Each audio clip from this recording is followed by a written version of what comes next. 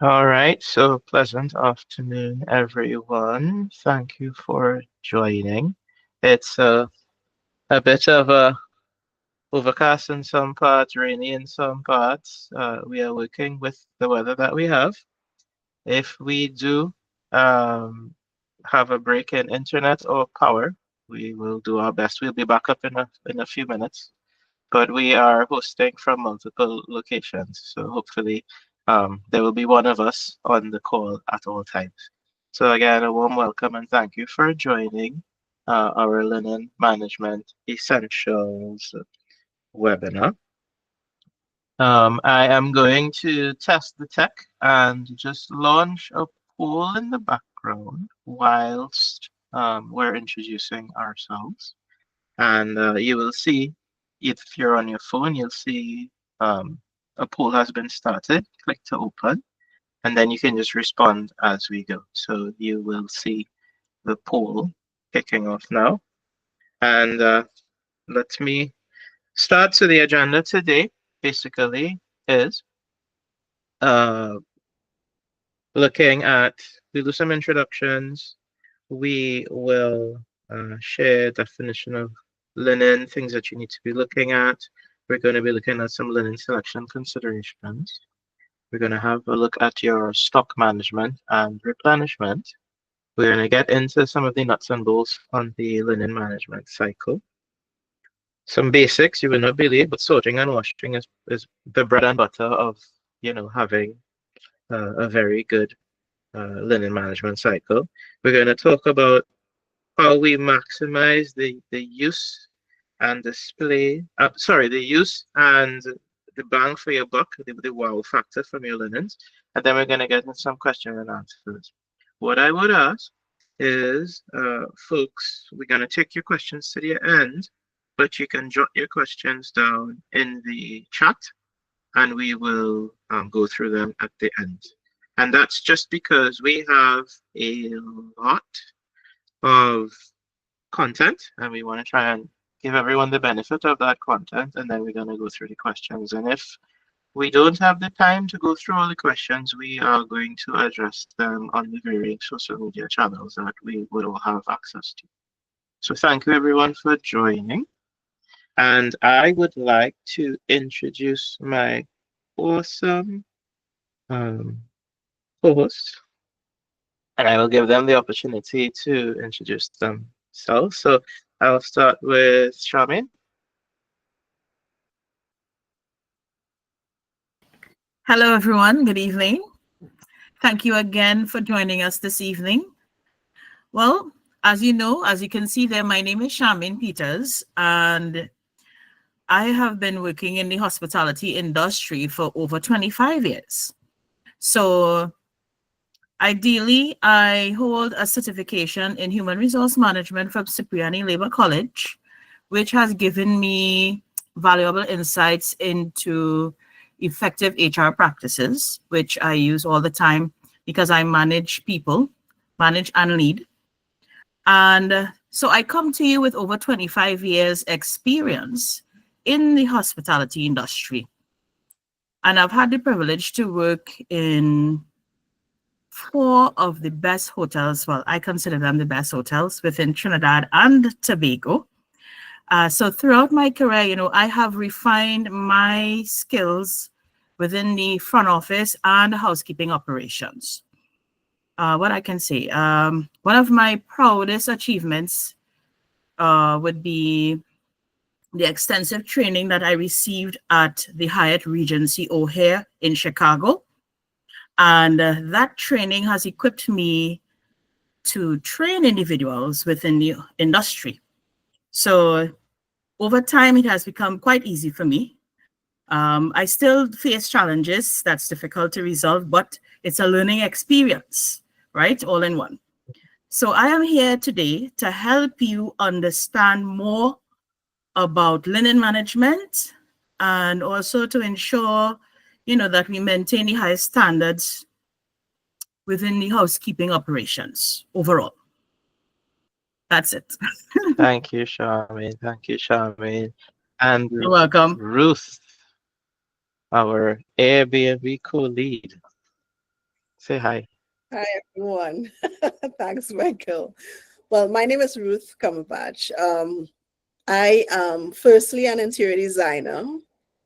And well, actually, I like to lead with this part. I'm a recovering perfectionist, which helps me as an interior designer.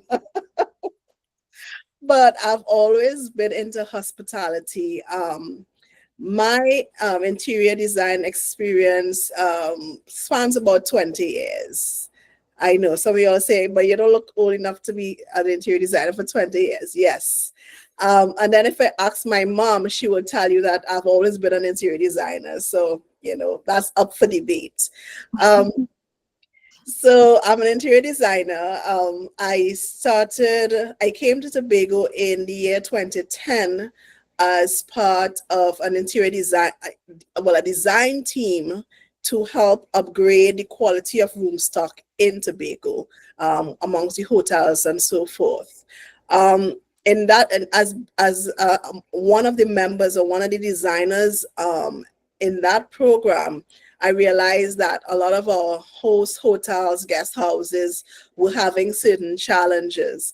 And one of the things I realized the challenges stemmed from lack of knowledge or lack of resources or both. So um, for me, it became a passion to provide information to those persons who would actually listen and who were interested in upgrading their properties. And 2 years ago, I decided that, listen, I can't depend on other people I can't motivate them enough to upgrade their properties, or I can't make them make the money to want to upgrade the properties with the money that they made. So I decided to launch my own property management company, Luxstate Tobago. And I focus basically on rehabbing properties and bringing them to a certain standard before I bring them to the short-term market. And that has been my focus. I'm also a property manager because maintenance is big for me. I am a handy person. I also have a page called The Handy Mom where I talk about hard water, cleaning solutions, and all these other things. So this whole thing is really a passion project for me. So that is where I come from, with the experience of learning interior design and applying that to the other avenues that I am desirous of seeing excel and, promote a certain standard of creating spaces that people can enjoy and have a great experience in. And that's it for now. Thank you, Ruth. Thank You're you. welcome. And also wanted to say a big hello to everyone on the call. Um, we are welcoming folks to I always say welcome to the Shoreline family because we are not necessarily a transactional company. We don't see, um, you know, folks in the industry as hit and run type engagements. It's long term, so we try to have a very sustainable conversation and engagement going. So we are welcoming folks from the Barbados, Grenada, and Trinidad and Tobago Airbnb host community. Also welcoming folks from the Tobago Hotel and Tourism Association. Also welcoming my comrades at Stayot. Denise, if you want to say hi, you can say hi. And also colleagues from we are members of the TTMA also. So we do have some folks registered from TTMA also. Yeah. So again, warm welcome to everyone joining. And just a little bit about Shoreline. Also, we're reasonably new in the industry. We've been around for about 4 to 5 years. We're a local manufacturer of linen, and we also supply, depending on what clients need. We handle big and small. We work with a variety of the stakeholders in the industry to improve your offer to clients. So similar to Ruth, We want to help you do better business, give better service to your customers, and we want you to be able to run your business more efficiently and take out some of the drama that you may be having. And our entry into the linen part of it basically came from the fact that we are also hosts. We've been in the host part of the industry for about 10 to 15 years through varying B&Bs, properties, etc. So we have the experience of what it takes to run a business. I've cleaned my fair share of toilets also. So I mean I've done it all, and that experience has led to us starting a company so that we can get some of these services and some of these solutions that we struggle to get in the hosting. But so we're also on the we have an Airbnb and we're also on the Airbnb network. So again, welcoming all our friends there. So in summary, we are pushing commercial grade um, offers in the market. So we want to provide or provide access to these services that give our clients workhorses, right? Stuff that would work, stuff that would be dependable and reliable. So when we say we're for host by host, it's really just an understanding of what is needed and just trying to help build the overall tourism offer on the island and in the Southern Caribbean. All right.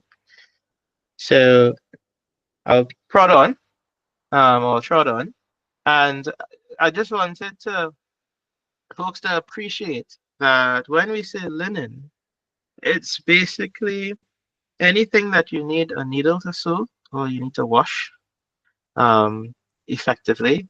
If you kind of break linen out into where it shows up in varying properties, naturally it shows up as bedding. So you've got your flat sheets, your fitted sheets, your pillowcases, pillow protectors, bed skid, your runners, your scarves, blankets, duvet and sit. And there's things that I would have missed, such as your mattress protectors and all these other things, right? Then you've got bathroom, you've got your terry, your hand towels, your bath towels, your washcloths, your beach towels, floor mats, bath mats.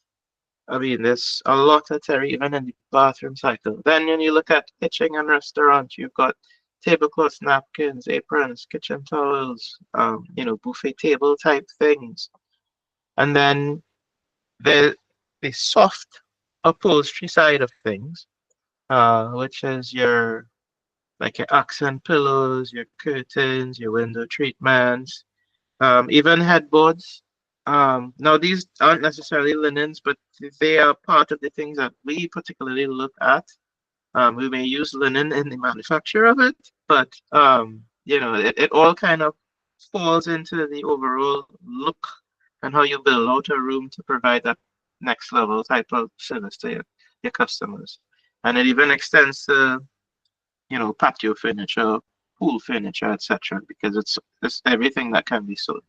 So we're gonna focus on the the, the bedding, bathroom, and kitchen type bits with a bit on curtains also today. We won't focus on the harder bits like the headboards, etc. today, but it's really a conversation on that we wanna get into. Yeah. In terms of your linen selection considerations, it all depends on your chosen service level. So I can give you an example. um, I once went to a beach house in Mayaro and I had to work with my own pillows, had to work with my own sheets, and bet your bottom dollar I clean the toilet again. Right? Now there are certain folks that offer that level of service, right? It's bare bones, sometimes you just don't even trust where you're going to. Now this was a bit younger in my time, so you take those risks. But that would be on the left end of the spectrum, which is over here, right? So you would find that for certain properties that deal with either high turnover or very destructive clients, or it just needs their linen to be super tolerant, They may go with 100% polyester microfiber type product, and it may work for their particular strategy, right? We want to encourage you to move to the right on the continuum. So if I look at the other extreme, you want, very luxurious product. You may want to go, all cotton, plush everything, textures. We're gonna see some examples of that. So you see, folks offering that, I guess, higher end type service. And then there's all the ranges in between where you'll be using like a range of polycotton. You may do some layers on your bed, but not necessarily all. And we're going to get into that in a bit more. But all I want you to leave the conversation with is an understanding that the configuration of your linens is based on where you're positioning yourself in the market, right? So this is an example of a beautiful room, and it's got a lot of things going on in it. So we've got flat sheets, fitted sheets, pillowcases, your protectors, your scarves, your duvet cover, blackout curtains, share curtains. It has the works, right? So this is an example of something on the right-hand side of the equation, right? So again, just showing you to kind of spark thought and conversation that this is what it could look like if you kind of just dial it up on all the levels, right?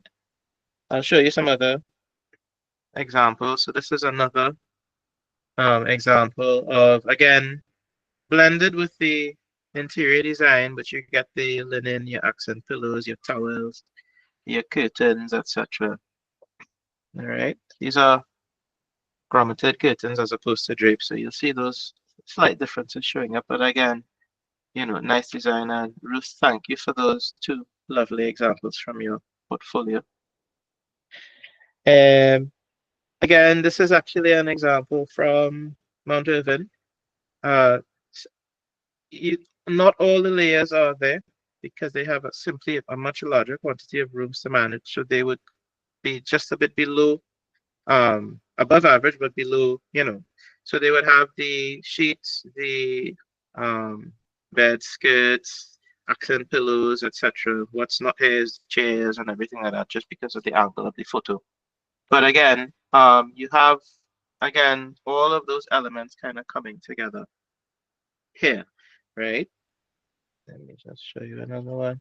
One of our other clients in Tobago, again, it's a lovely country type vibe here. You see the outdoors there, and you have again the sheets, the accent pillows, the blanket, and that. So it's just kind of bringing everything in together. And this was an example of aligning with an existing theme, right?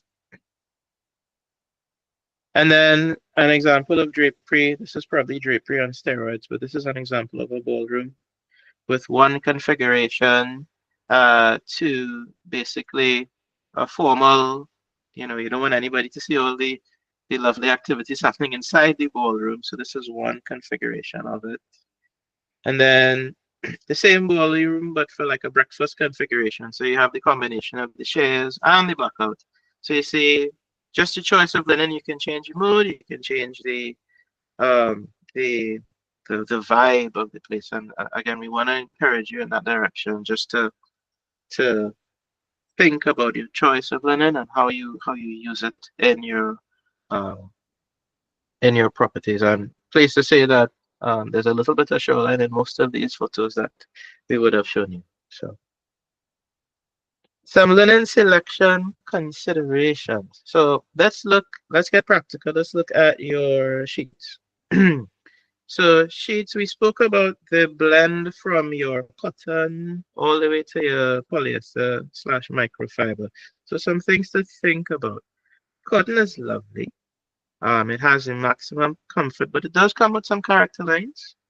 And so you need to be prepared to either steam or iron it or to launder it appropriately so that when it comes out of the dryer at low temperature, You can fold it or place it on the bed and let it iron itself on the bed or when it rests, right? I will get more into that in a bit. Polycotton, I think this is good for all seasons. You have different mixes, 50-50, meaning 50% cotton, 50% polyester, or all the combinations within. It's good for all seasons. The polyester adds a bit more durability to the cotton, and it has the element of wrinkle resistance. So you can wash it and like forget it, and it will still come out reasonably smooth and give you that nice look. So in terms of investment and effort to get it the way you want it to look, you probably don't have to, or very light steaming if needed. All right.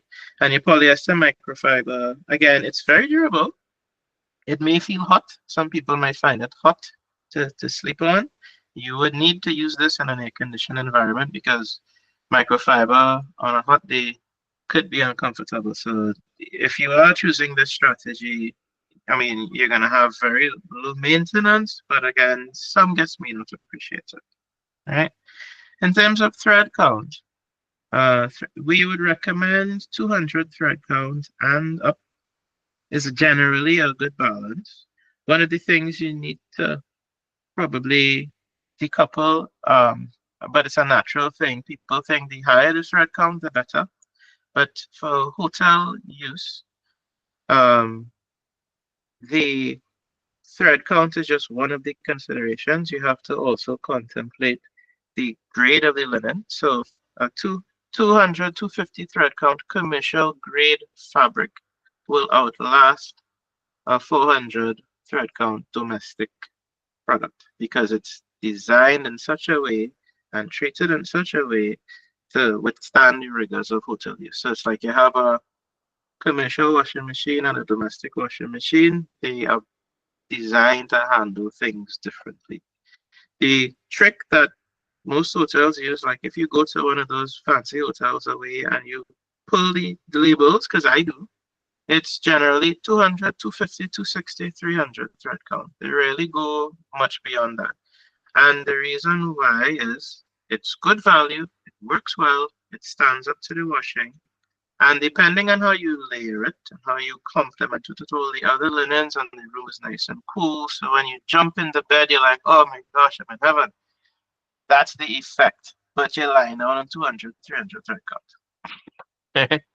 Now, 400 thread count, Egyptian cotton, all those other things, perfect for your home, go for it, no problem. If they start talking 1200 thread count, they take any fibers and twisting them together to make one thread.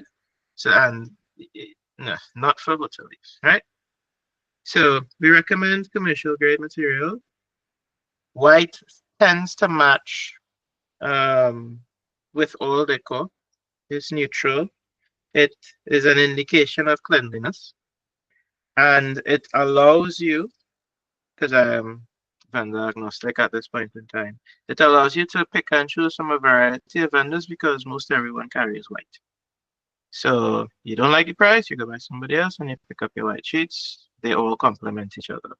If you choose to go with non-white, again, you probably are more restricted in where you're going to get it from. Or you just need to have a very good relationship with wherever you're getting those, either gray or cream or other type of sheets. Yeah. A note on towels. So we recommend the 100% cotton with towels. Commercial bath towels, you want a grams per square meter. That's basically weight of about between 400 to 600. Towels on the market right now come about 500, 550. Basically, you see that when you lift the towel, it's, fine, it's feeling heavy, boy. It's feeling nice. The density of the little curls on it, its ability to absorb water faster, is indicated by the GSM. So next time you're buying towels, and we'll have some coming in the market in a little bit, look at the GSM, and then that is kind of recommended as the standard for durability in your hotel towels. Right? And again, depending on what you are providing, you would have a range of the whole works or just like a hand towel and a bath towel and a floor mat, and that's it. Right? So I'm going to just ask another poll. So for those that have our event packages, what I'd asked you to do is have a look at the linen selection guide. It basically looks like this, right? And yep, Ruth has it.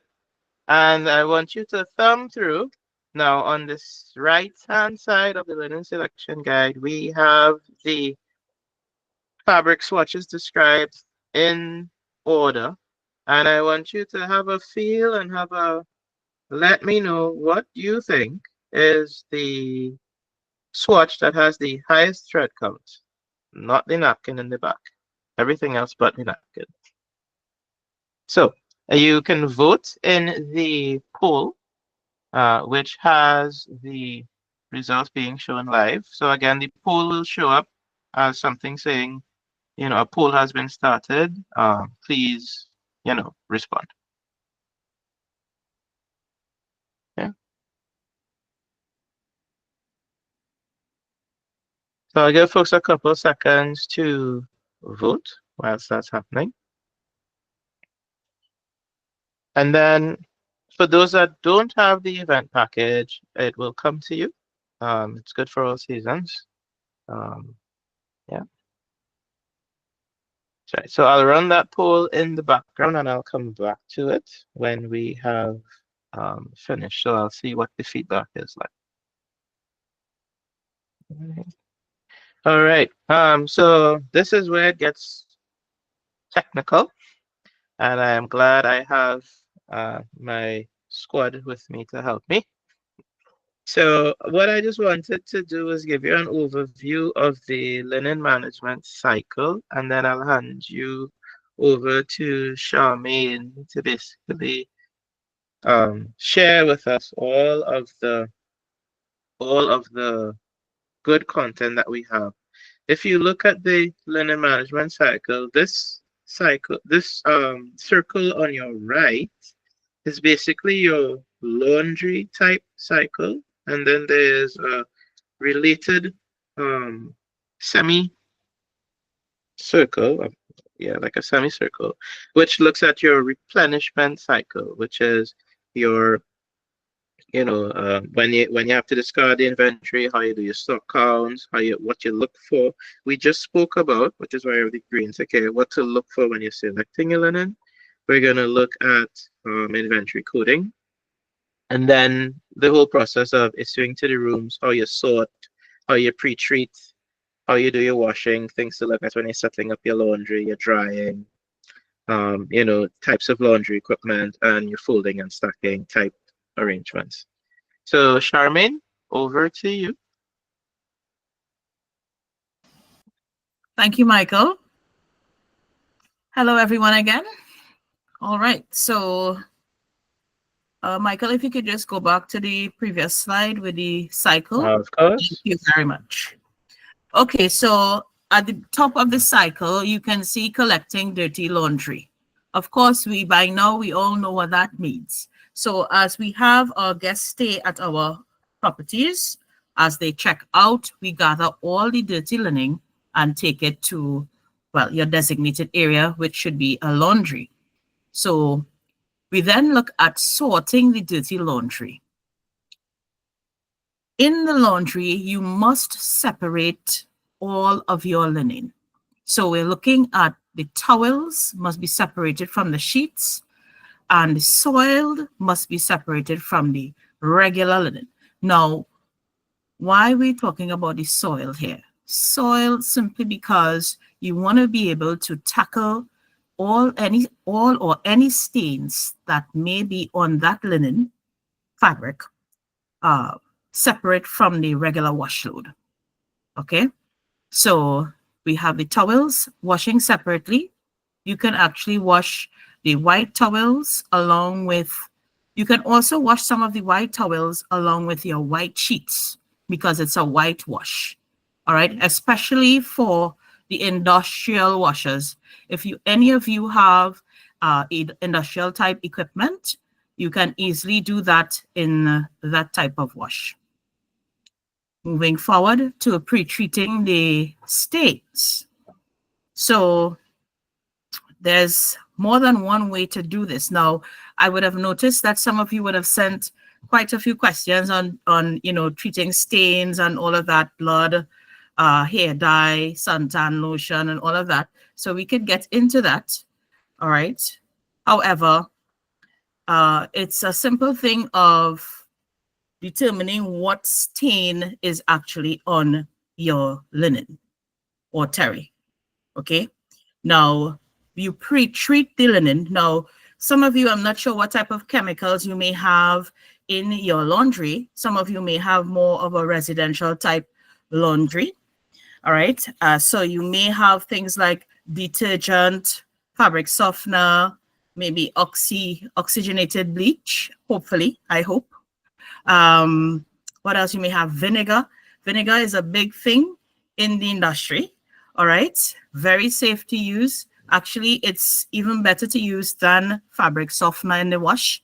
Your load may not have that sweet smell or so, but it can still come off very soft, your linen, very soft and clean and fresh if you use vinegar in the wash as well. So in terms of pre-treating stains, you identify if you have your blood stains, which of course you can use hydrogen peroxide directly on the spot, and cold water. You can't use hot water because the hot water may allow that stain to set in. So directly use the hydrogen peroxide on the spot, rub it out lightly, let it sit at least for a couple minutes, and then you go back to it, tackle it a bit with a light brush, and then rinse with cold water. That should get your blood stains out. But I know in a couple of slides down, we have some information on more types of stains. So I would just stick to the blood stain for now and then continue, because I know we just have a limited time. We can go on and on about stains. All right. Now at the side, you will see residential versus industrial. Now, depending on your organization, your room stock, you may have residential or industrial equipment. Now, choosing between the two depends on your specific needs, really. If you have a high volume of heavy duty laundry requirements, well, then the industrial equipment is the way to go. However, if you have a smaller property, 12 rooms, maybe 15 rooms or so, the residential type washers can also be sufficient for you, providing you have the correct chemicals to go alongside that. Now, there are some domestic type industrial washers like Speed Queen, for example. I know quite a bit of people have them. They're very good quality equipment and can assist you, to get through with your loads faster. So apart from that, the industrial type machines, right? They're designed to handle heavy loads, big loads. Some of them can take up to 100 pounds and more. So depending on the size of your property, of course, you will choose a machine that best suits you. Same with the dryer, because you want to be able, if you're washing 100 pounds of linen or 50 pounds of linen, you should have a dryer that can take a full load to dry. So the cycle is faster. All right. What else? So we can now, any questions on the residential versus industrial, we can take it at the end of the, more or less at the end of the webinar. So now we're going to move forward to washing. Washing your water, whether your water is hard water or soft, with the detergent and the type of temperature. So of course, with hard water, there's a lot of additives in the water itself where it has not been filtered. As such, the detergent that you have is going to have to work much harder in the wash to get your stains off. So there are some types of water softener, easy to allocate. I believe we have that information a little lower down, where if you attach this apparatus to your water line, it can assist you. You could save you on energy, because if your water is soft, then your detergent could go a longer way.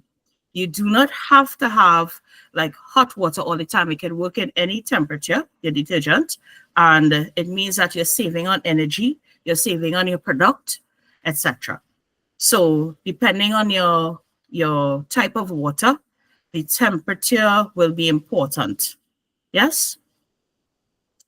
Moving over to drying, of course, now I have experience working in a very big laundry, right, where we have 185-pound washers or 125-pound washers and same type of dryer. So depending on how busy you are or so, and your thread count, the type of the type of linen that you have. Let's say, for example, you're washing your sheets or so, okay? It will be wise to watch the temperature when you put your sheets in, because if it's too high, then it gets too dry and then it's very stiff. It does not look lovely on your bed. Now, some of us, we do not have the large flat press machines that we could just run through our linen so that it comes out nice and smooth. Some of us, we just have the basics. As soon as it comes out of the wash, you can fold it. So depending, in my opinion, the poly cotton is the best, especially for any small business, any Airbnb or hotel that does not have a flat press machine. You can easily take them out quickly out of the dryer and fold them. When it's time to put them on the bed, it's really smooth. Once you do your tucking and everything, it comes off very smoothly and it remains just as if it was ironed. So temperature when you're drying, it's depending on the quality of the linen that you have. You must pay attention to the temperature that you are using. Yes? Mhm. So then Michael, you had something to say? No, I was agreeing with you. Okay, thanks.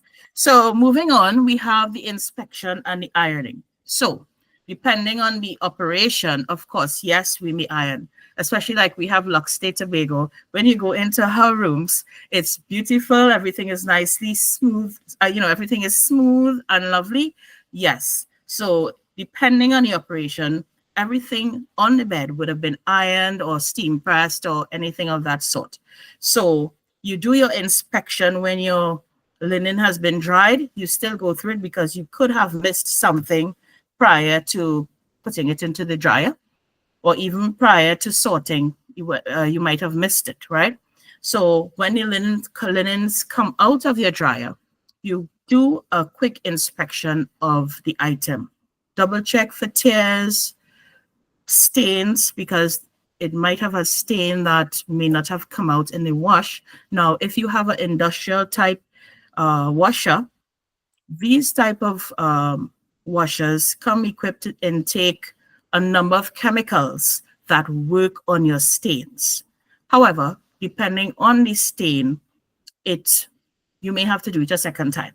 So hence the reason when it comes out of the dryer here, then you have a better view of the linen itself, and you identify if the stain has been removed or if it may need to go back in a wash again. You're also looking for the little tears or any holes or anything like that to separate it from the load that you're about to iron or fold. So from inspection, we can go to the other route, which is for discarded, right? So I could take that, but I will come back to that. Okay, so we're going to go up to folding and stacking. All right, so depending on your linen, some people have twin sheets, queen, full, king. Now here, for me, if you look at your package, if you look at the third piece of white linen, you're going to see a blue stitching.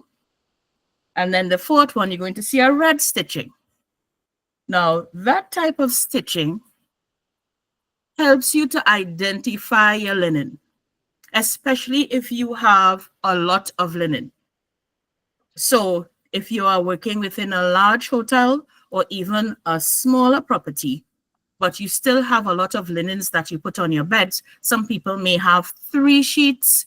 Some people may have 2 sheets, their duvet, or even a blanket, depending on the type of room that you have.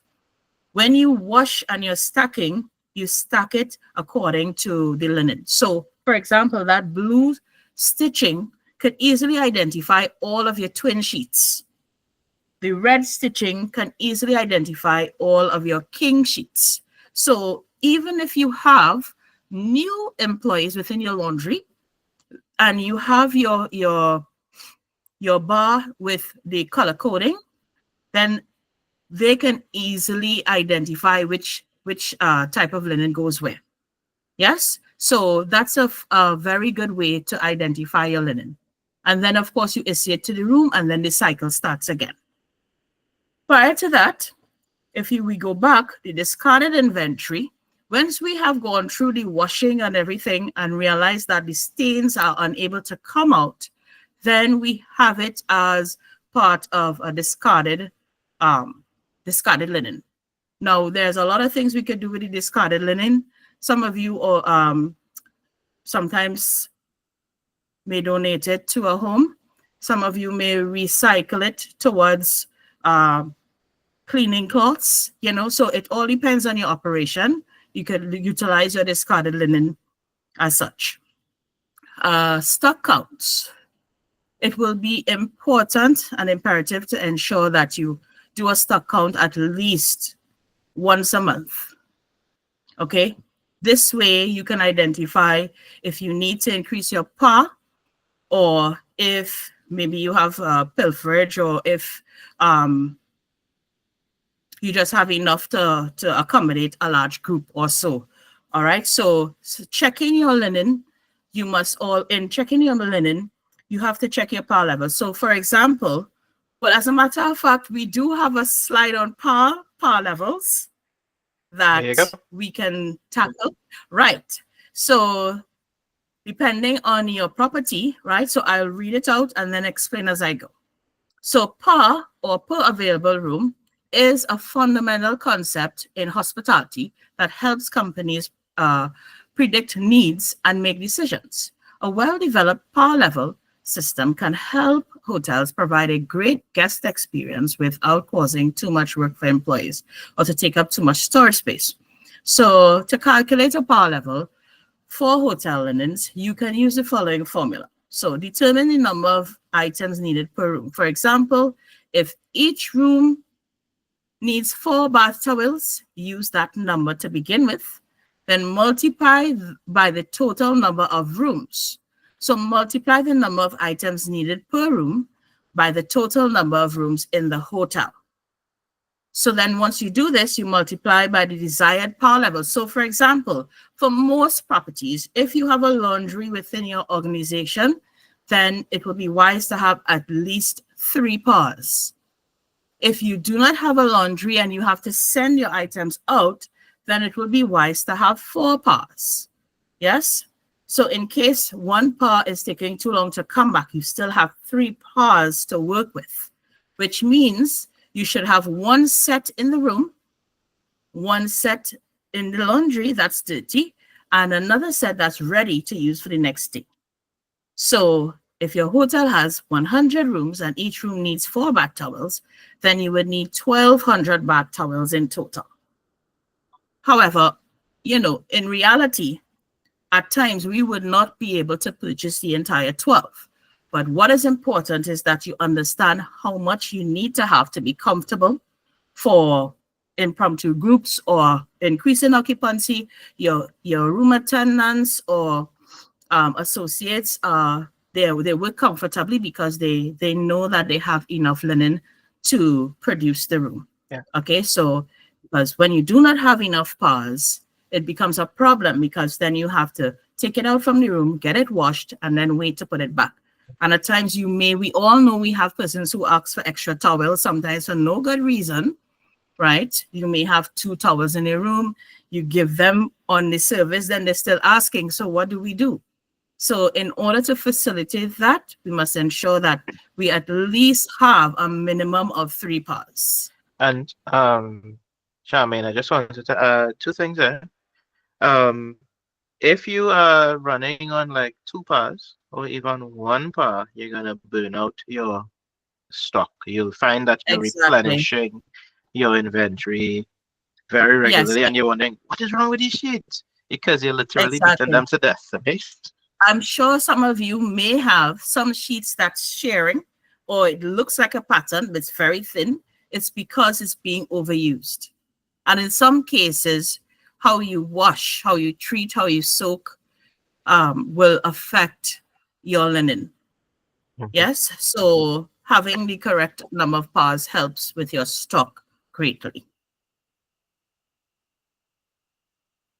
And of course, right. So we have the inventory coding there, which is what I would have just gone through. Mhm. So it's easier to code by the stitching, depending on how many, beds you do, how many sheets you normally put on. It's always easier. So even a new associate can identify sheets easily, because for any of us who have been doing beds, we all know by the time we get to the bed, if we have the incorrect size sheet, it means we have to either go on our cut or head all the way back to where the laundry room to get it. And Mhm. that can delay the process of getting the room ready. Mhm. And I was having a laugh with Ruth earlier because I think she has used the Sharpie marker technique also with dot Ah, yes. and put like three dots for a king and two dots for a queen and one for a twin. Yes, my Sharpie is always nearby. So there's hacks to do it, and what we've also done is we've put easy find or easy sort labels. If you don't want the thread, you have the labels that you can just sew on, so it's easy to find, even like on your fitted sheets. I have always had issues with finding out what's the long side and what's the short side because on a fitted sheet, everything looks the same. So if you have the little tag that says this is the short side, okay, fine. Yes. Takes a few seconds of the thing, you know. Yes. So so that was labeling codes, procurement, power levels. We are going to there's I think we're getting into the most anticipated section, which is stains. So let's have a go at that for maybe the next 5 or 6 minutes, and let's see. So, Charmaine, Thank you, Michael. Excuse me, Michael. I'm sorry, but for some reason my battery is running low. Can you give me one moment, everybody? I no problem. apologize. Give me one moment, I please. I will have a go at it in any event. So, um, I think we actually spoke about quite a bit of it there. So in terms of your linen and your terry, as she had mentioned, do it separately, because what you would find is if you even just look at the texture of your towels versus your sheets, if you are in a dryer and you are nice smooth sheet and you are rubbing up against a towel that's a bit more textured, they will tend to also the towels with the sheets can also not um or make it more wrinkled as it goes. So it's best to separate them and wash them, and it works better, and it helps with the fibers, etc. If you have warm or hot water supply, also it's a good thing to have in certain circumstances, not for stains, right? But if you for certain things, you pre-treat and then you wash, depending on cold water or hot water, and then you hot water helps in terms of the it works well with the use of the particular chemicals that you're using, etc. I've had people try to take oil out of sheets and they were washing it in cold water and not being very successful. Well, naturally, if you increase the temperature of the water, it will help to loosen the oils, etc.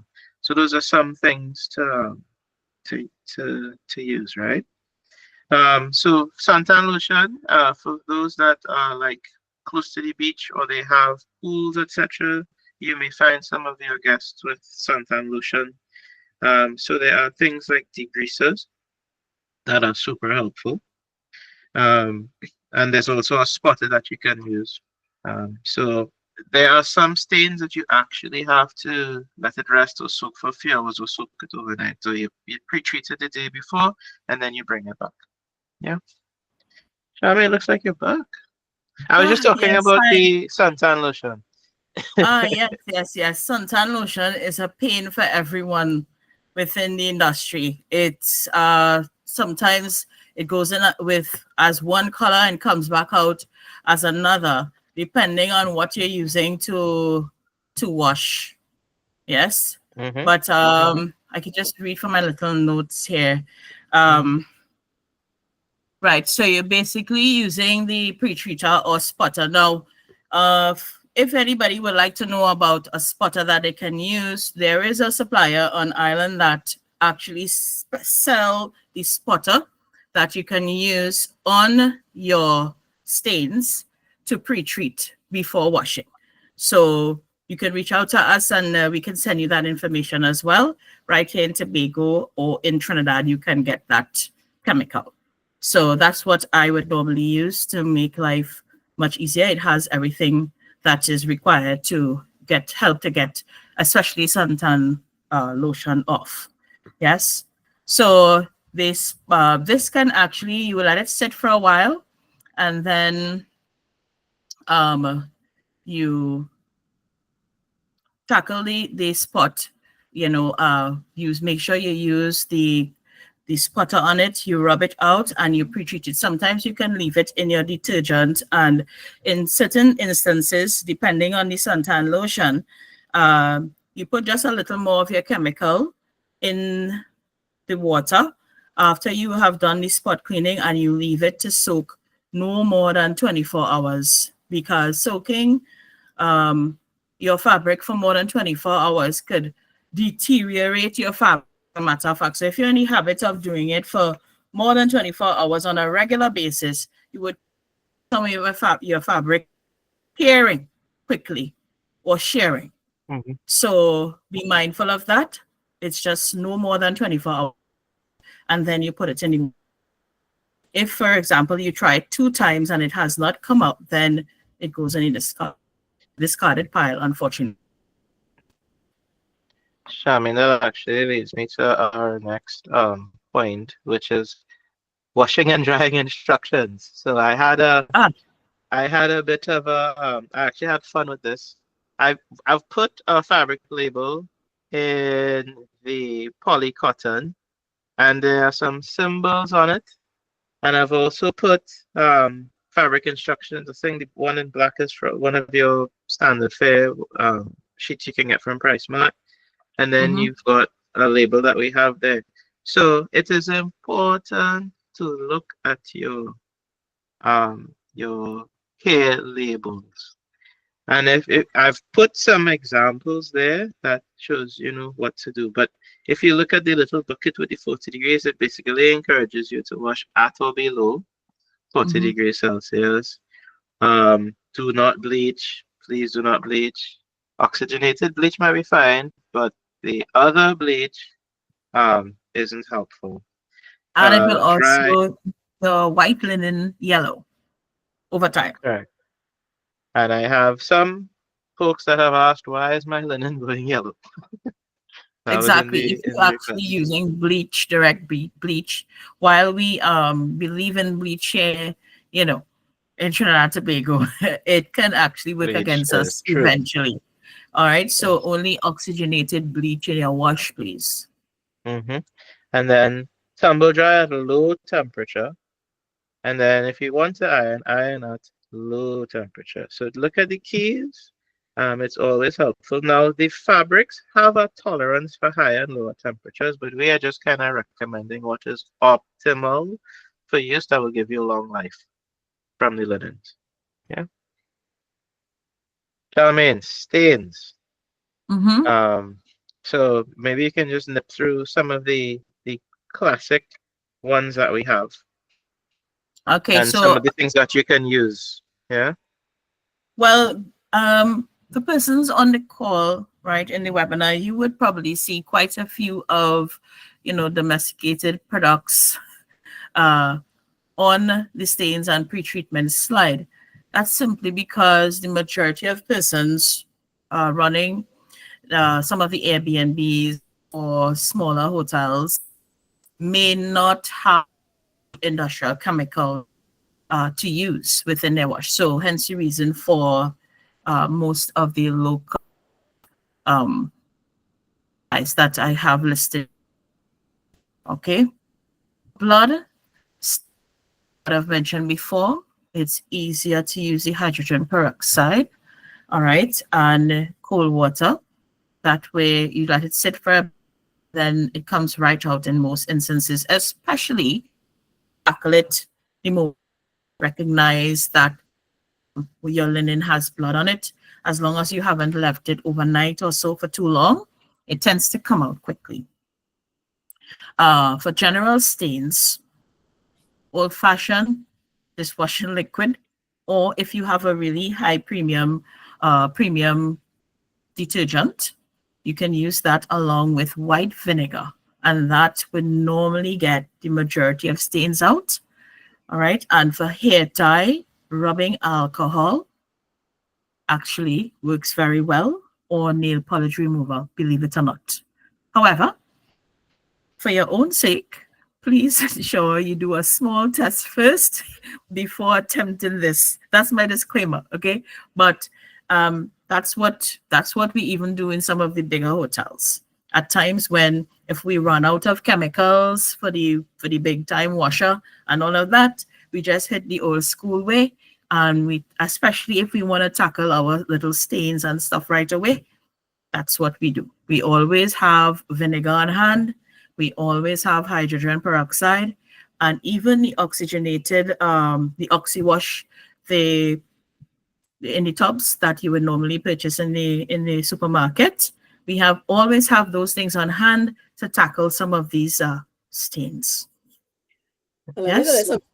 My top three that I'll use for my home as well as in the laundry is, you see, that Dawn, the soap, that white vinegar.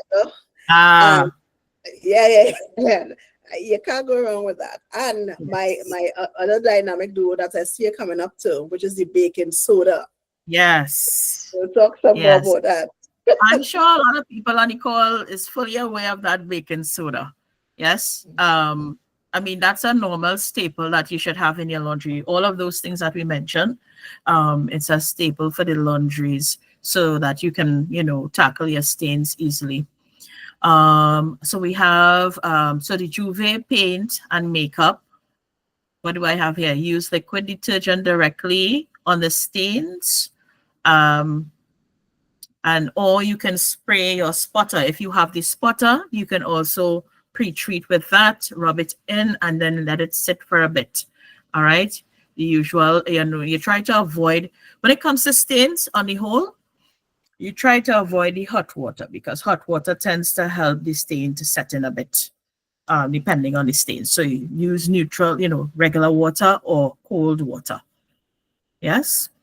And of course, for rust, baking soda. All right. Baking soda.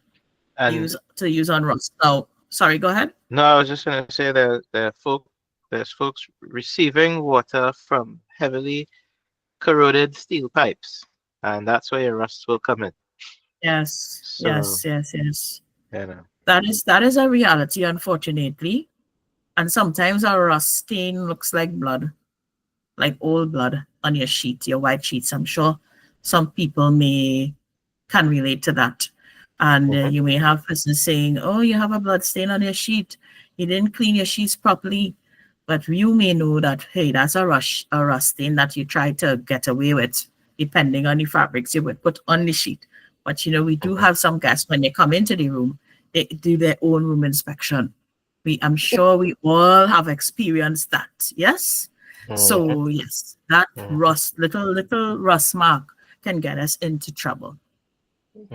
One of the things that I have done when I built my laundry is I did install hard water remover, but before my hard water remover, I also have filters. So I have two filters at separate micro can't remember the name, the term, but Yep. so it has that the first one traps like larger sediments, and then the other one traps finer sediments before it gets to my hard water um, Correct. container.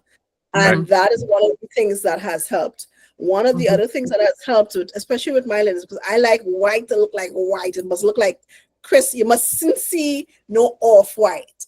Mhm. So one of the things I instruct my housekeeper to do when anytime they come in to do laundry, any laundry, they would run the water first, because we are known, especially in this area that we are in, that I'm in, to sometimes you have that way called Morbi water from Wassa. Ah, Yeah, so even with that mob, that with the filtration system that we have, mhm. sometimes you find that some of the water still get through, and we just have to run the faucets a bit before we start a load. Yes, that's correct, Ruth. Thank you for that. Um, when it comes to brightening your sheets, because some persons would have mentioned that their sheets may be looking dull or so. Same thing, you soak it in a mixture of the vinegar. And in this case, where it's just to try and get your sheets a bit whiter, you can use some hot water there, right? So soak your sheets in a mixture of white vinegar, maybe some baking soda as well, and the hot water. Of course, if you also have the oxygenated bleach, you can utilize some of that. So wash using the detergent and a half cup of the baking soda or the oxygenated bleach. And of course, just like real old school, this one, if you have that space, if you have a separate location, air dry in the sun, your Yes, white will yes. come very white. Okay. So that's a old school trade that depending the one of the hotel that I currently work at, outside of our large laundry, we have lines. We do have lines that, depending on what it is we're washing, after drying, or sorry, before drying, instead of taking it into the dryer, we put it out in the sun. So it works. So if you have that space available, why not? Mm-hmm. Mm-hmm. Mm-hmm.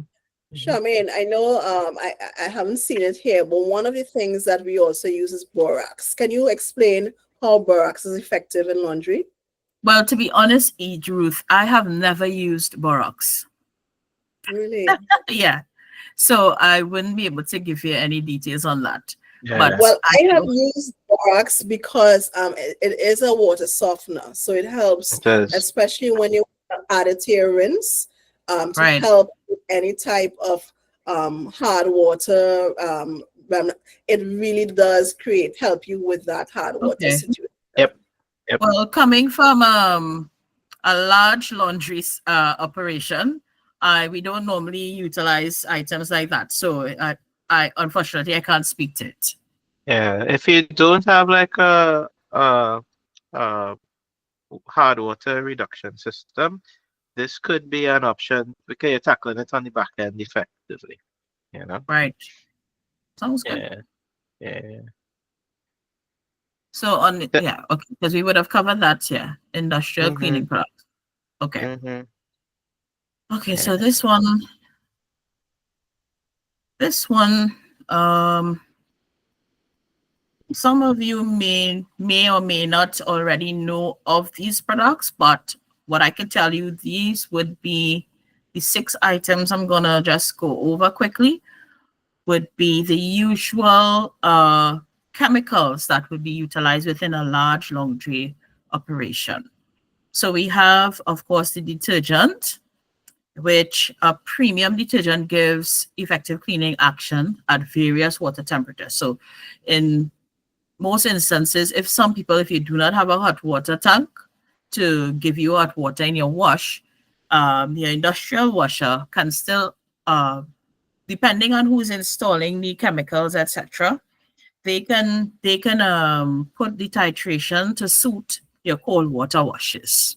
Yes. So regardless of hot water or cold water, it will still be effective. The alkali builder, All right, this improves the wash. This improves the wash, and when used with detergent, it prevents the fabric from graying. So for some of you who would have spoken about, your fabrics graying, etc., that is one of the things that if you have industrial washer or a big laundry to operate, you don't normally see the fabrics graying as such because of the builder. The builder that is part of the chemical wash. So it prevents the graying and it combats blood, urine, and feces.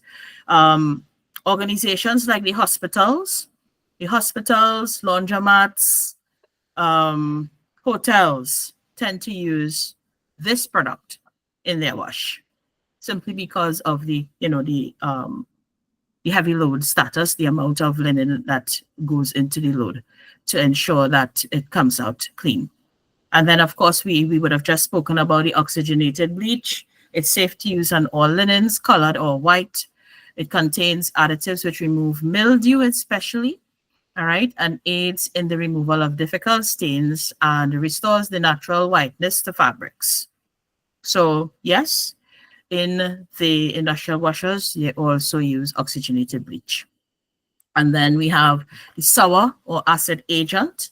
So that's specifically used to neutralize the alkalinity in the fabrics and to mainly use, it's mainly used in commercial and industrial or professional laundries. So that's the only place you would normally see that chemical. All right. And then we have the fabric conditioner. Everyone knows what that is. All right. Fatty material which deposits onto the fabric fibers after the wash, and it also helps with the static cling and makes the fabric soft. So that also helps when the fabric, when it goes into the dryer, to avoid it from sticking and all of that. All right. And lastly, I think all of the items are important, but to me, this one is very important. Your sanitizer or disinfectant. Because, of course, it's the same linen and terry we are reusing for individuals to use as they come into your property. You want to ensure that it is safe to use, all right, and clean. So just like anything else, sometimes we shake someone's hand, we use sanitizer. Of course, if we're using sheets and towels in a guest room and varying people are using it, we must have a sanitizer or disinfectant to add to the wash. Now, this can also be done in a smaller laundry. If you have a smaller property and you have maybe 1 or 2 washers and 2 dryers or so, you can still purchase a sanitizer or disinfectant and add it to the wash for safety. Mm-hmm.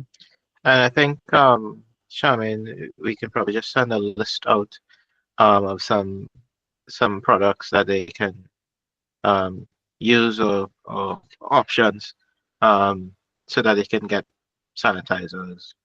Yes. Yeah. Sure. We can do that. Perfect. All right. I think we nipped through the stains and yes, we would have done that quite a bit. You want to say a little bit on the reclaim wash too? Sorry? The reclaim wash. I found that one interesting. Well, that's actually my favorite program on my industrial washer. Now, for any large industrial washer, let's say maybe 65 pounds and up, I think you could get it off of a 45-pound industrial washer as well. It can be programmed onto the washer where you set it as a reclaim wash. What does that mean? It means that you would have sorted your linen, separated your soil linen. You may have pre-treated it, done the 24-hour stint, and put it in a regular wash. It came back out, but it still has this stain on it. It may have been faded a bit, but the stain is still there. You really want to get that stain out. You would actually gather enough to have a load, because of course you're saving on energy once you put in enough linen in the wash. You don't want to just put 2 sheets in a big washer like that, right? So you gather all your stained linen that might have gone through the wash already, of course, you're not going to leave it for more than a week to try to get it back in the wash. Of course, you would have attempted it already, and the fabrics, the linen is more or less clean. So you would have to gather enough of that linen, whether it's sheets, varying sizes, or even some towels, and you are putting it into your washer. But the programming has a higher titration of the actual chemicals. So you have more of the builder going in, a bit more of the detergent, the oxygenated bleach, depending. So it will hit that fabric and give it a good wash. And I would say 80% of the times you can reclaim your linen and put it back into the inventory. So that's why you call it the reclaim wash. Yeah. So that it has a higher concentration of the chemicals, and you would put it in and it comes out where you can use it again. If not, if you have done that and it's still there, then you know what? Perfect. It goes into your discarded pile. And unfortunately. I think, Charmaine, what this really helps to highlight is that, as I said, if you're running 5 to 10 rooms, there's a range of things that you can do and you do your best. But one of the reasons, like if you have 100 rooms or so, you have to have things at a different level because your losses could be so much higher if you don't treat with these things, Yes, and mildew too. Mildew can damage your linen and terry, and the smell, the look, and everything. So if you don't attempt to get that out, then you are losing linen and terry, and nobody wants that. So I just thank you, Charmaine. I just wanted to say a little bit on water quality. And I think Ruth mentioned it. This is just an example. Now there are other vendors, but I did find one from the Saltec. They have a water softening system around. I don't have shares in them, but I'm just letting you know there are options, right? If it's really, really a problem for you, you should at least have the basic water filters on your inlines to take out sediment. And if it's really, really a problem for you, invest in the water softening system, and the money spent in the kit will save you sheets over the long term. Because if you have a few properties and you wash in one location, which might lead us to the next conversation with Ruth in terms of how she set up her laundry, and you started to build scale, then investing in one of these is probably the best things for you. And that leads me to Ruth, who can just share a little bit on your thoughts and lessons, because you are, I would describe this as on the verge. You transitioned from domestic and you're borderline industrial, because you have some commercial kit mixed with some, things. So I think this is a good sharing to share your experience in applying some of these techniques with some of the folks, right? Right. So I will just start from the beginning. When I first started with my first couple units, we would send the stuff to the laundromat to be done. And because, as I said, I'm a recovering perfectionist with slight OCD tendencies, I would go through all the linen as they come back before I send them out to the properties. And every time I'm going through, and I'm going to upload this clip sometime, I'm going to show you the pile of laundry that end up, it's supposed to be clean laundry, end up in a pile that I feel I have to take back to the laundromat for them to redo. And after doing this for several months and having to pay to get the launder relaundered, I decided, listen, let me invest in doing a little laundry in one location and centralize that process where I can manage quality control and all these type of things.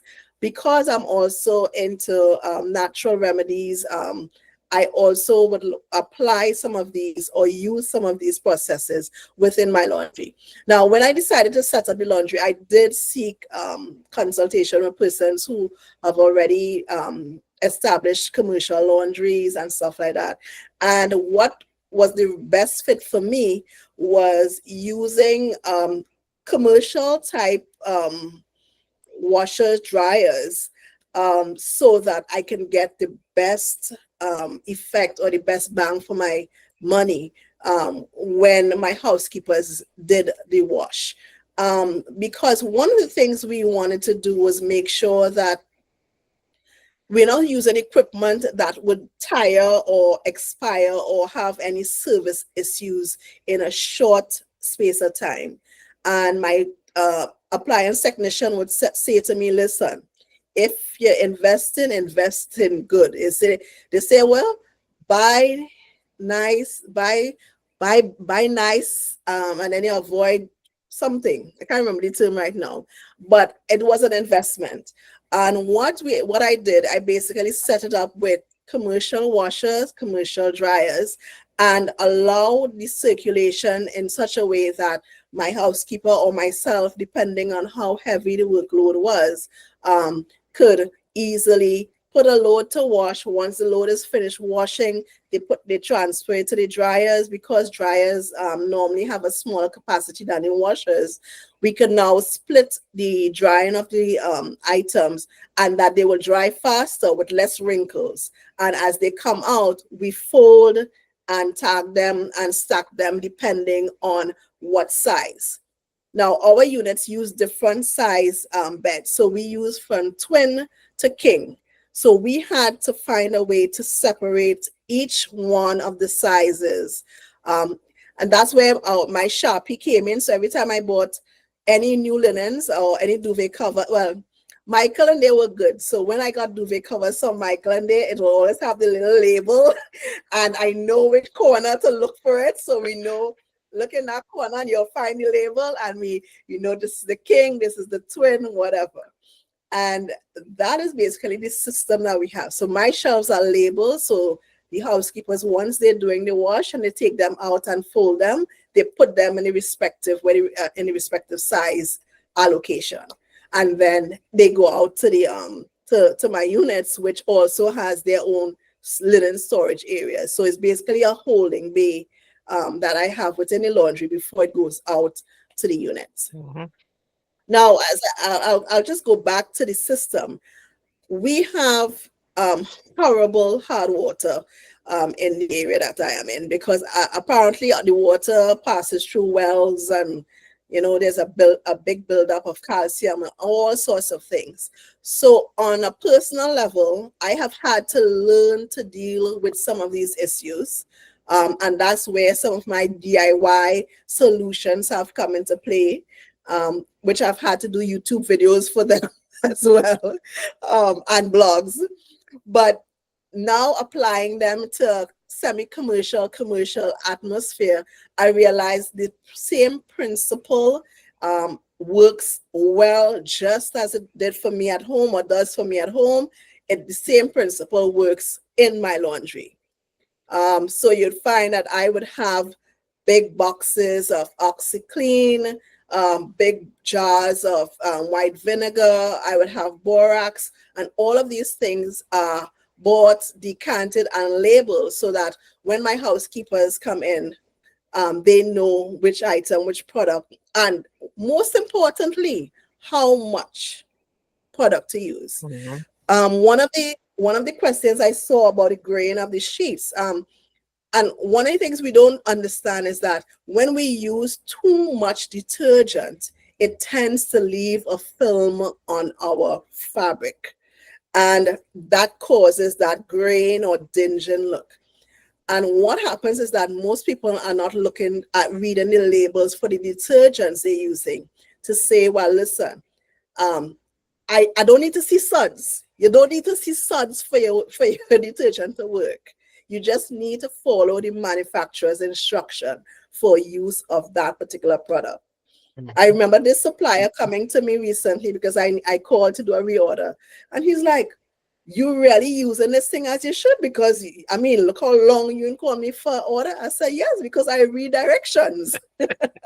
And that's one of the things that is so important. Make sure that you read the labels of your items. make sure you read the directions of how to use them.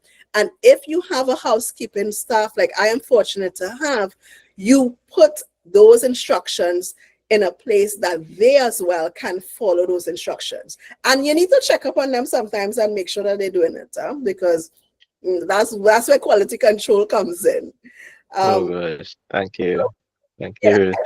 Thank you. My laundry is small, but we make the best of it because we really employ that kind of circulation. Charmaine recently came in and she told me, you're leaving stuff to soak a little too long. And I'm like, yeah, all right, I'm going to make sure I have to pull them up on that. But the biggest thing is make sure those directions, you follow directions and the use of the chemicals that you have. Mhm. And not everything needs to smell like roses, you know. Use your vinegar. The vinegar will not leave a vinegar smell. Actually, it leaves a nice clean is a no. Okay, let me put it this way. Clean is no smell. Thank you. Yeah, you're Oh, gosh. welcome. I want to use some of the remaining time to actually talk about what to do with the linen when it's washed and how to make your rooms look fabulous. And I want to just, whilst we're going to get into that content, I wanted to share, folks got it right. The very first fabric sample is the Shoreline Wave 300 thread count, and that is the highest thread count that you have, so the majority got it. I do have another poll running right now, which is just testing what's your largest contributor to retired stock. So whilst we're going through that, you can have a go and share your thoughts on the poll. And I actually then just wanted to hand over to Ruth to talk about her passion for the role of linen. And we're gonna try and work through her bits in about 6 minutes or so. Okay. All right. So We are in between people and their dinner, so I just want to respect. I know. All right. So yeah, as Michael said, and I mean I've mentioned before, interior design is my passion. They always say it when you ask about the description of passion is the thing that you would do even if they won't pay you to do it. And that's me. I would always do it no matter where I go. I would go to the gym and I'll organize the dumbbells in color order and pattern and stuff like that. So that's me. But in terms of how how linens play an important role in interior design, you would find that from the photos that you've seen of some of the rooms from my portfolio, one of the things I have made it my mission to ensure that my guest has that wow factor. And the wow factor, if you strip away certain things, it wouldn't be a wow factor without those things. And one of the main things that creates that wow factor is color. I mean, there are places that you go to and yes, they prefer basic beige or basic white.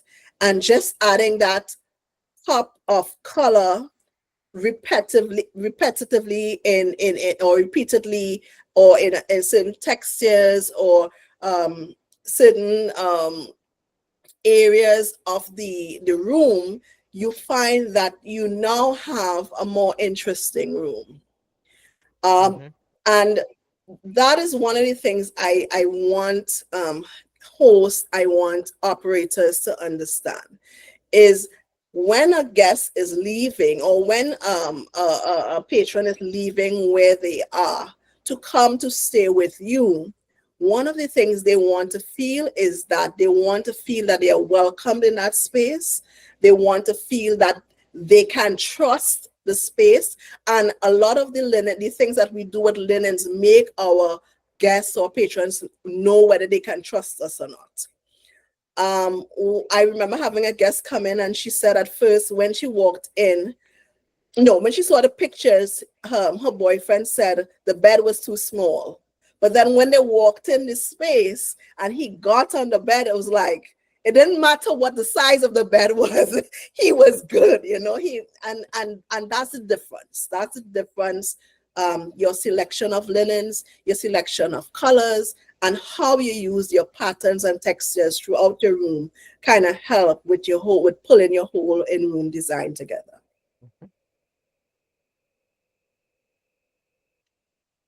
Now, I know Michael showed as well some of the compositions of one of the properties that we have.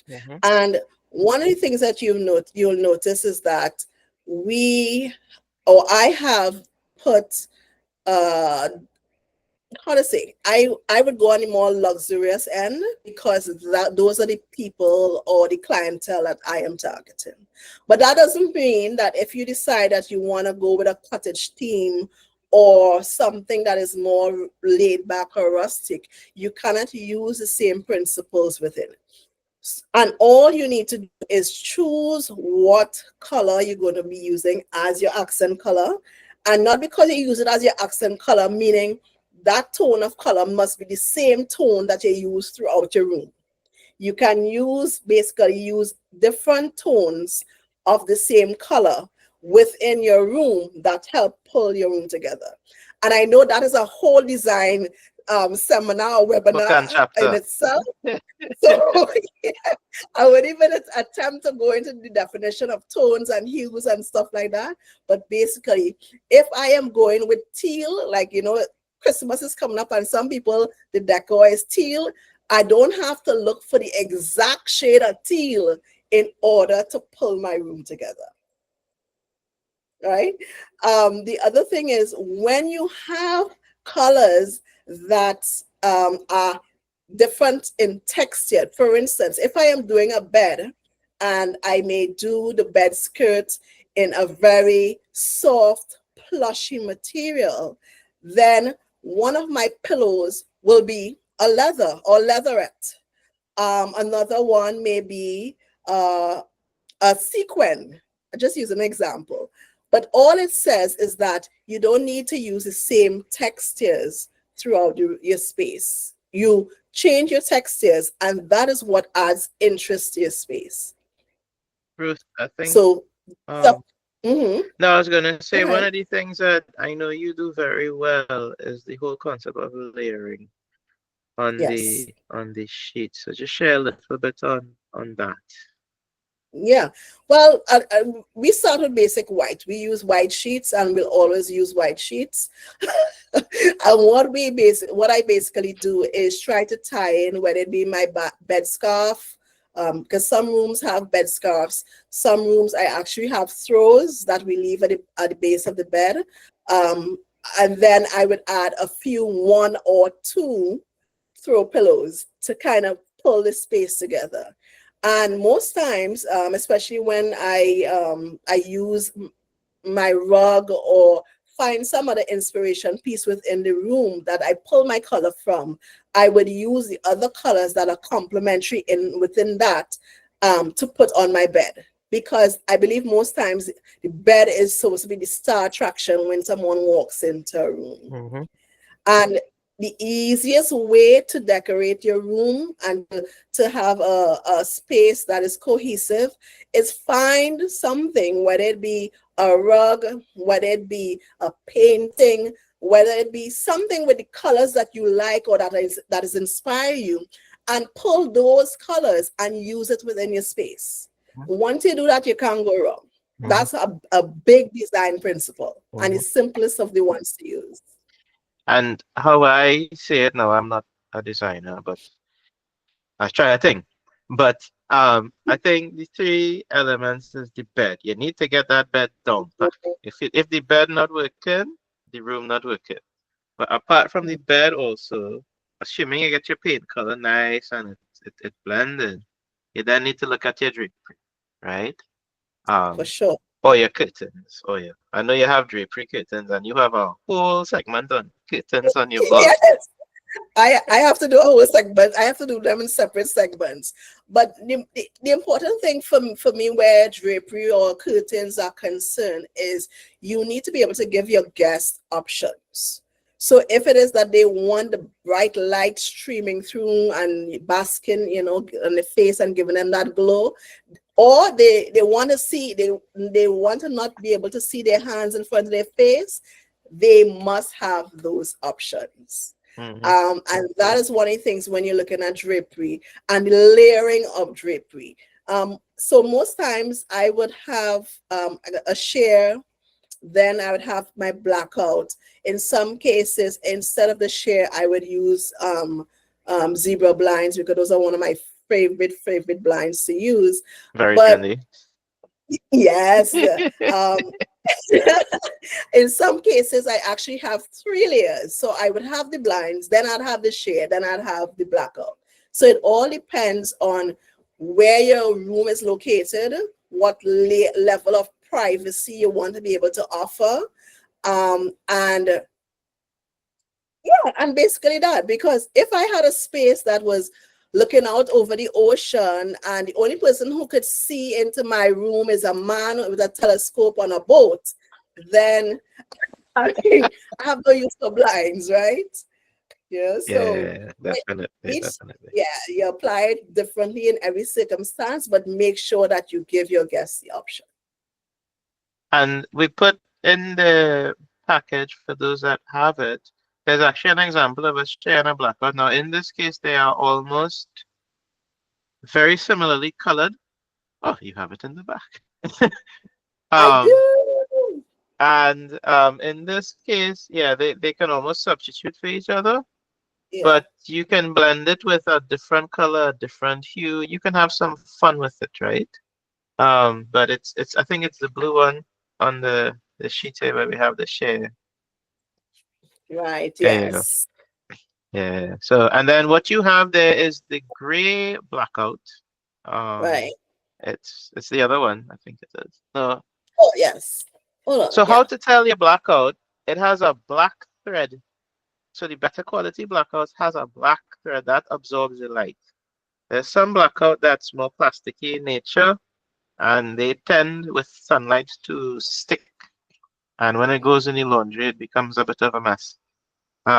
Which is why you find people may not wash it very often, or all kinds of drama. But the better quality blackout, and the one that we recommend is the one that has the black thread in it, which is the light absorption, and it does a pretty nice job, and it lasts a little bit longer. So we've given you some swatches, some inspiration boards, just to prompt discussion. You don't have to love it, but again, just to prompt some discussion. Hopefully get the interior design in you, um, you know, going. We have Ruth on the line. We also have some other designers on the line. Um, Welcome to you. As I said, these are all important things that you need to um, work through as you set your rooms up, right? I've started another poll, which is basically just testing for which of the inspiration boards that you may like. There's also some additional bits on your soft finishing, which you said we're not going to dive into heavily, but again, the tone and texture of either your couch, your accent pillows, all of it has to tie together, right? Sometimes you get called in to reupholster, um, sets, dining tables, whatever it is, to bring everything together. And all of these are considerations as you try to get your rooms up to a particular standard and to improve your service, right? Ruth, this was your masterpiece. I'm just gonna let people have a think One. about that. It's one. It's One. one. It's one. These are the inspiration boards. Now, some of you have these, some of you would not. You will get, and we'll probably have some fun with it and give you some different ones too, because I have lots of swatches. But there's a garden room, a city view, and a beach resort. These are just options, but there are some folks that want to come in a room and feel like they're at the ocean, but they're inside the AC. There's some that want that nature vibe, and then some want it very clean, very crisp, very sharp lines, high contrast, which is also trending quite a bit. So and again, just want to test for those that have these packages, which ones you like. So far, the beach resort and the city view are trending. I actually love the garden room the most, but Well, you know. I wonder if y'all could guess which one is my favorite.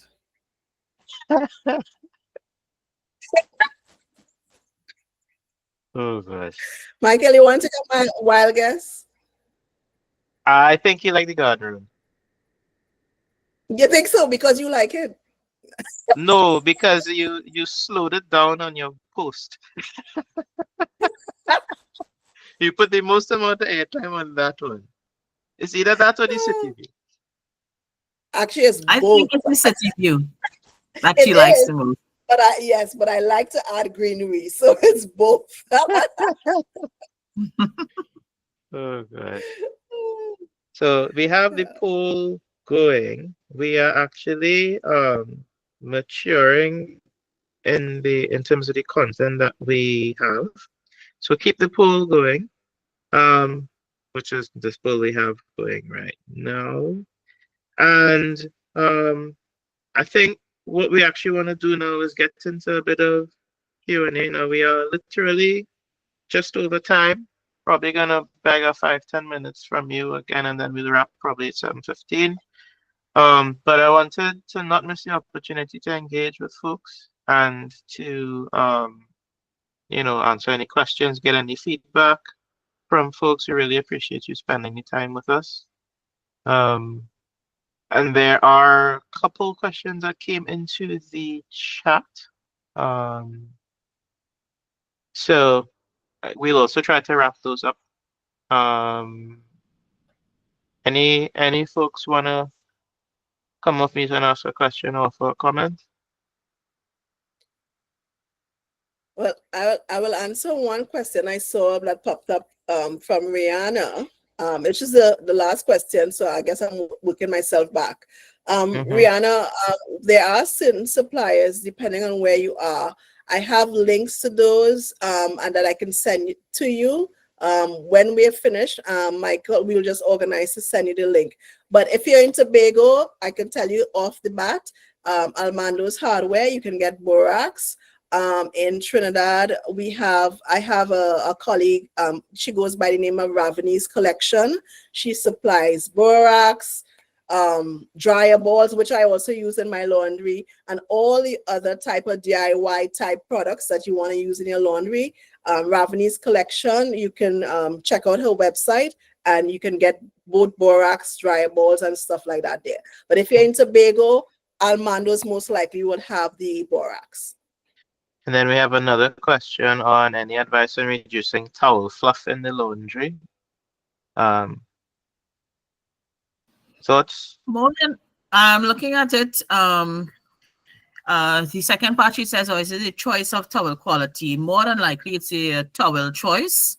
You have to go through, depending on who your supplier is. There are some towels that are quite big and bulky, and there are some that more, hotel grade or so. They're a bit more flat, which is the usual ones that's easy to manipulate and to dry quicker and all of that. So it's more so your choice of towel that, but in terms of reducing the towel fluff, that is just after a while, it's going to, come down a bit with continuous washing and usage. Yeah, so once it's hotel grade towels, you reduce the time it takes to cook. Yeah. Anyone want to come off mute and ask a question? I think that was it for the chat, I believe.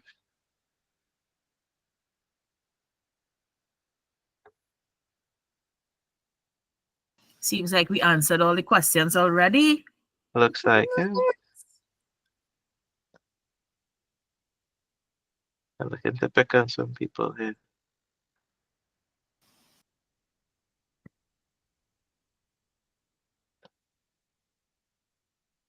Denise, you on the line? From Stay Out? Yes, good evening, everyone. I just singled you out. Yeah, good evening, everyone. Hi. It's not convenient for me to turn on my video. I'm on my phone and I'm That's I'm fine. in between some stuff. So That's fine. So first of all, I'd like to congratulate Michael and Shoreline Linens for this initiative on behalf of our association and the members. And I see we have a few of us here from Stuart. We'd like to thank you for this initiative. We hope that we can partner with you all to do similar type sessions in the future. Because, you know, it's necessary for us to always focus on standard and quality in our tourism industry. Yes. Because I think Trinidad and Tobago, we have the best to offer in the Caribbean when it comes to tourism. I wouldn't want to go into all of that, but you can continue being bestest. That's a new word today. In the Caribbean. So thank you again, and congratulations on the initiative. Thanks. No problem. We're just trying to take the industry collectively forward. You know, everybody has to move forward together. You know. So also recognizing some of my Shoreline crew. I'm seeing you all there. Thank you very much. So, if we don't have any additional questions, thoughts, or reflections, I will close the proceedings. Last call if anyone has.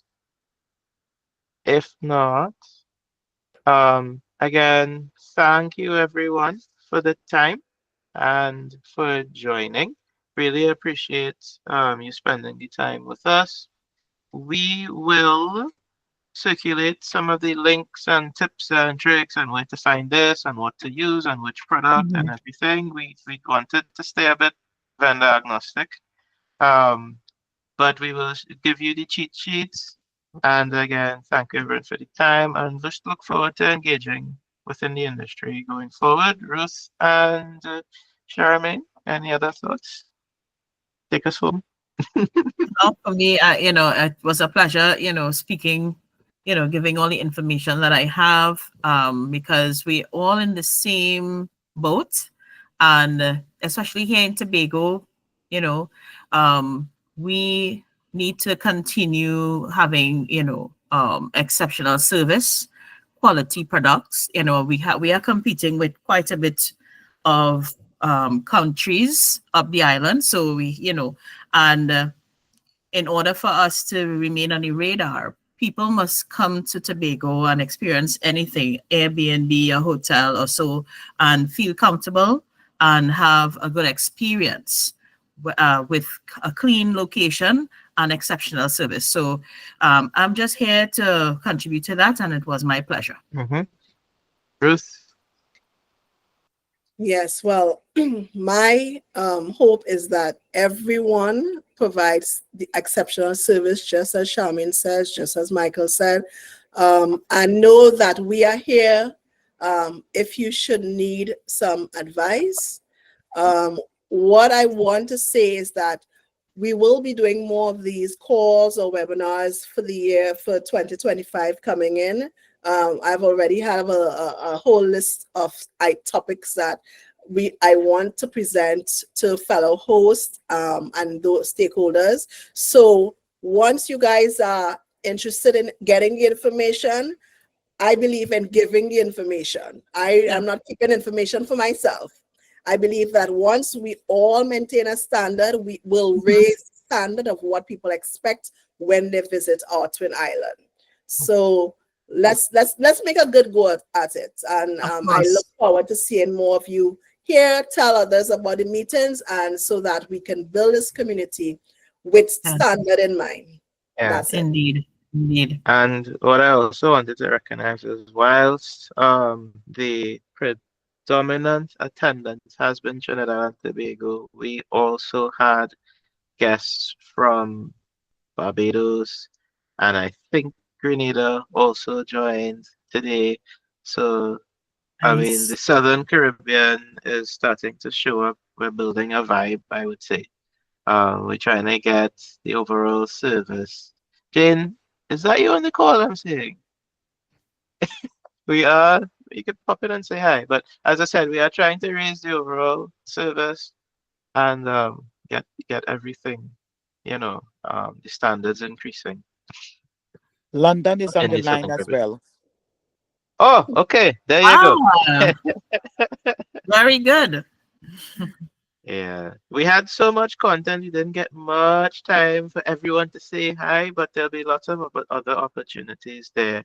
As I think we have a good thing going, and let's keep it going. So thank you everyone for joining, Thank and you, I hope you have everyone. a Thank you very very good much. evening. Bye. Bye-bye. Okay, so can say bye or you can say bye bye.